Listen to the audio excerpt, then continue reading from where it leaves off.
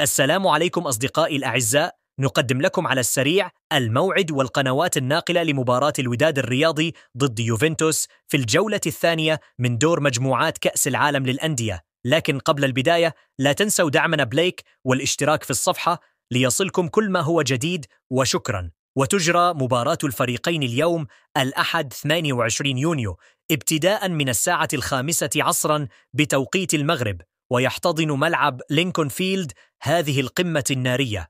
وتنقل المباراة مباشرة على تطبيق قنوات دازن الناقل الحصري لبطولة كأس العالم للأندية.